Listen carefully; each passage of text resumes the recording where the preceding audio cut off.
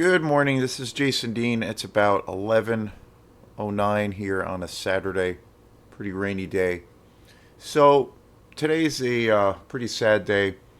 Um, on the 15th of April, I was supposed to, or I should say, supposed to go see a band that I have such a deep connection with.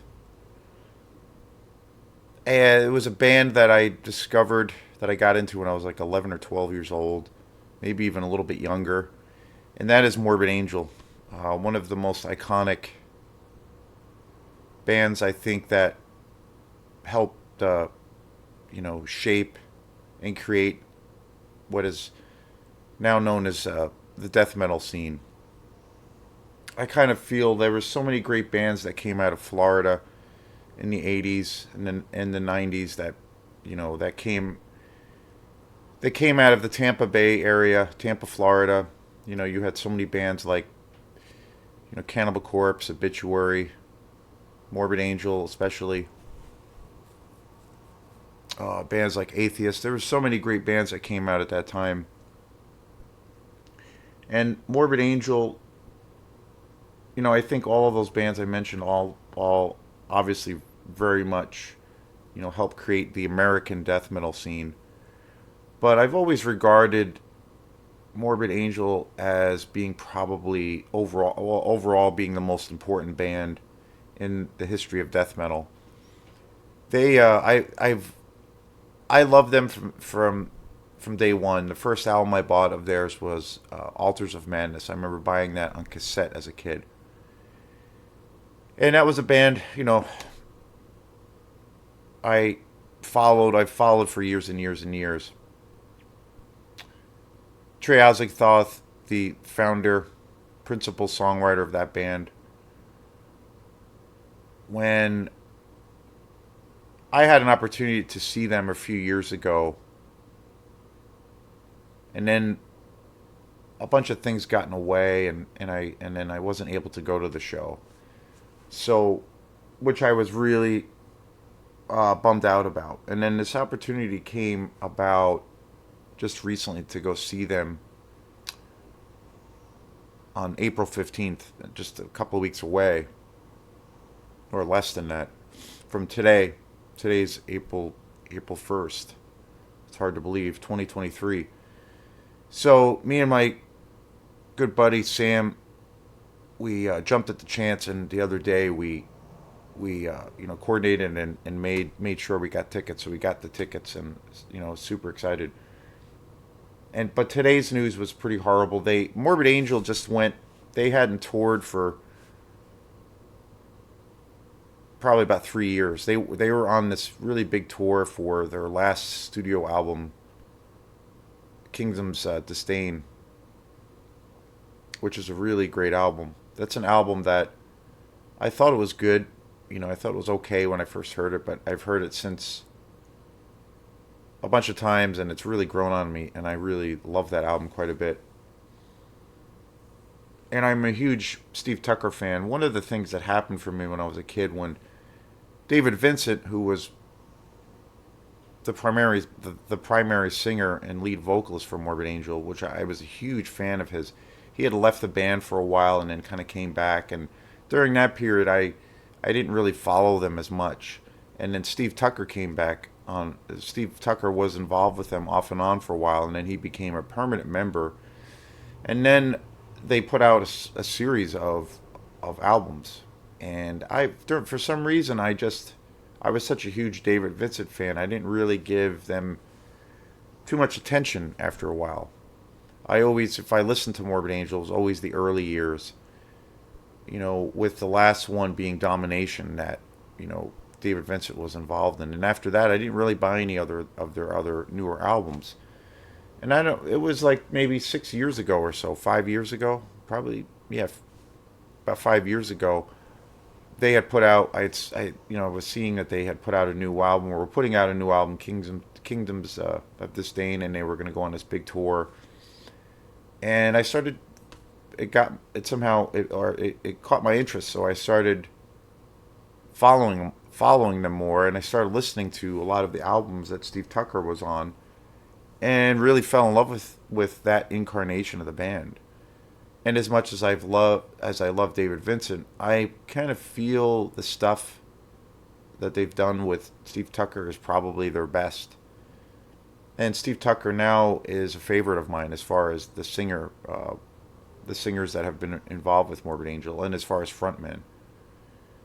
And so it renewed my interest, and I kind of kicked myself for not following them and buying their other albums. In particular, the one standout album, that definitely I feel represents that is Gateways to Annihilation, which I just think is such an incredible album.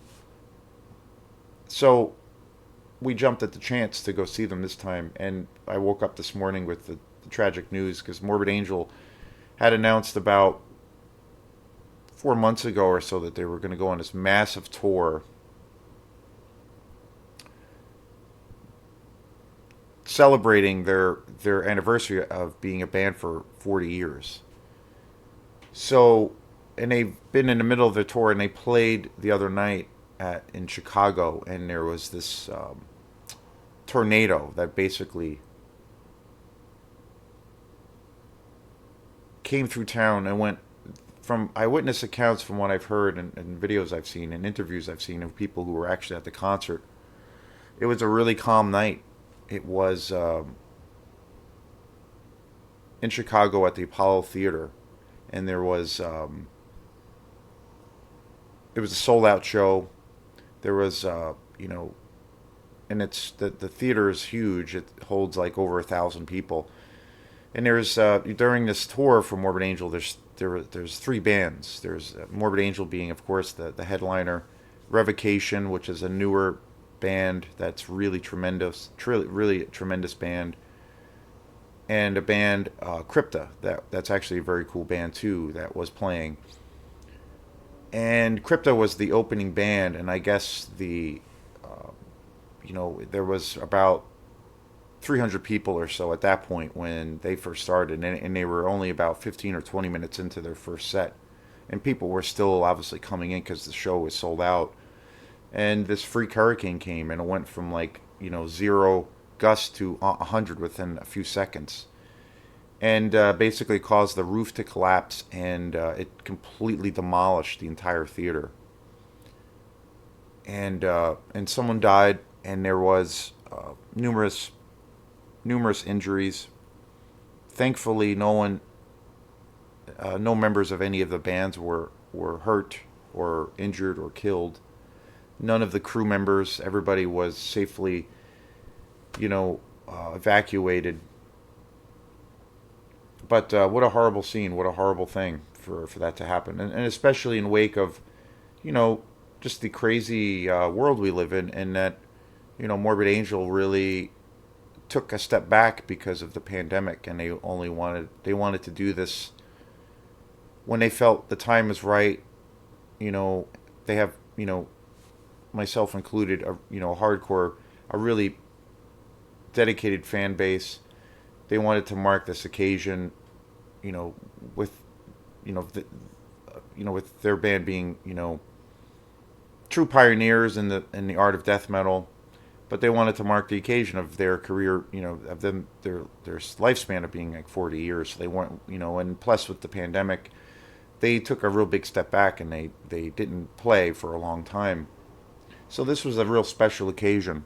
And I think on one side, this whole tragedy, obviously it could have been worse. But yeah, pretty awful.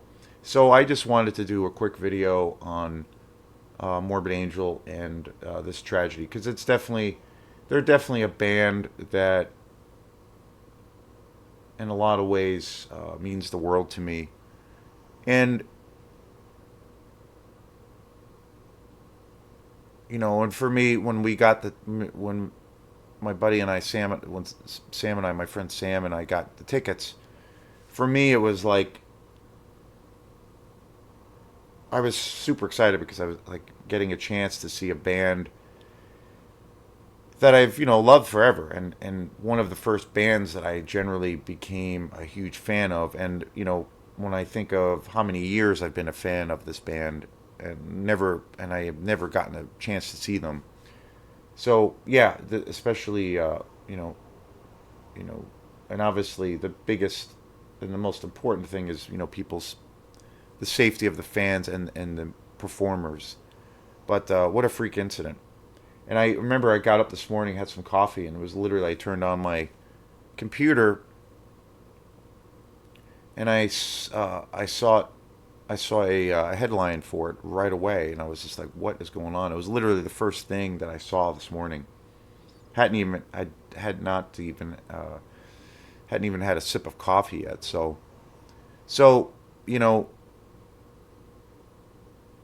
yeah, I just wanted to do a video, just trying to. I mean, for what it's worth, just trying to talk about this band that means the world, and to their to the amazing fans, the dedication that the fans have had for this band for so long, for almost 40 years, myself included. And they're the one of the most important bands in regards to for people out there who like extreme music. I mean, they're one of the most, if not the most important band out there. So yeah, this is Jason D, and I just wanted to do a quick video, and for what it's worth, dedicate this video to Morbid Angel and to the fans, the dedicated fans across the globe, and they'll live on to another day, and at some point continue this tour, and keeping keeping the tragedy in my thoughts. So thank you. Maybe we will see you next time. Peace.